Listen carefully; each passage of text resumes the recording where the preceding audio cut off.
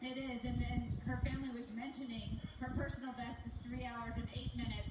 I think she's going to run around 3 hours and 2 minutes, so a big day for Jordan, and again, a lonely day. She's done a lot of this by herself. Very impressive. And you can tell by her face, early on she was smiling and high-fiving, but at this point of the race, you got to dig deep. There's a lot of things going on. She's a fantastic elite athlete. She's being surrounded here as some of the half marathoners are running with her, along with some of the, as well as the men's full marathoners, as well as some of the 5-person relay. So Jordan is by probably at least 6 minutes leading for the women right now. And again, Julie, it's hard to run by yourself when you know you don't have anybody nipping at your heels. Look at her knuckle bumping there. It is, and I was just thinking, I hope that guy comes up and runs with her, because that helps so much. You know, you extend, scientists argue somewhere between 11 and 16% more energy leading. So if she could just find a guy and follow him and tuck in, that's going to make that last mile a lot more comfortable for her. So hopefully, you know, that can happen for her. But regardless, a tremendous day for her, and for her to come out and win in her hometown is just an awesome accomplishment. So she's just left the Deep Ellum area and headed down into downtown so she can smell the finish line. You mentioned tuck in. It's almost like a NASCAR, like some sort of race car drafting, or if you're a cyclist, when you get behind someone, it can make a big difference.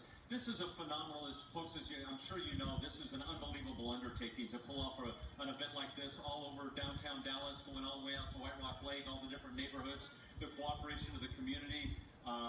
It's the volunteers, the hundreds of volunteers that make this possible.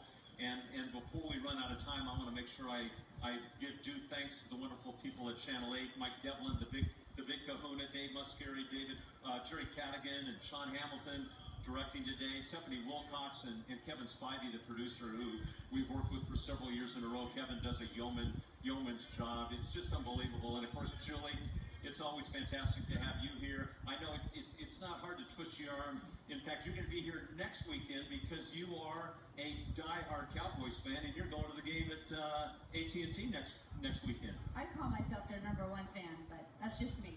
But yeah, I'm excited. Anytime I can get to come to Dallas, I consider myself lucky. A beautiful city, as we've showcased today in this race, and hopefully you at home are going to come out and join us this time next year. Sure hope so. Also want to appreciate the fine work of Don Hazen with Channel 8.